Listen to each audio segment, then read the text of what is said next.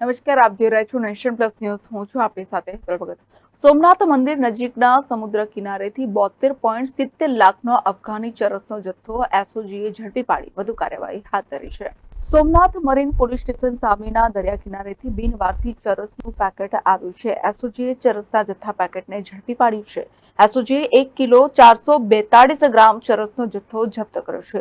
પોલીસને દરિયાઈ માર્ગે ડ્રગ્સની હેરાફેરી થઈ રહી હોવાની શંકા છે. એસઓજી દ્વારા પ્રભાસ પાટણ પોલીસ મથકમાં અજાણ્યા ઇસમો વિરુદ્ધ એનડીપીએસ મુજબ ગુનો નોંધી વધુ તપાસ હાથ ધરી છે. દરિયાઈ મોજામાં ચરસનો જથ્થો તણાઈ આવ્યો હોવાનું પોલીસને અનુમાન છે.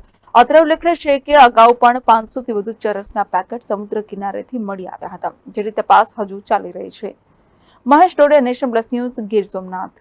સમાચારોના સતત અપડેટ મેળવવા માટે અમારી નેશન પ્લસ ન્યૂઝની યુટ્યુબ ચેનલને સબસ્ક્રાઇબ કરો, બેલ આઇકન દબાવો અને જોડાયેલા રહો ફેસબુક, ઇન્સ્ટાગ્રામ અને ટ્વિટર પર.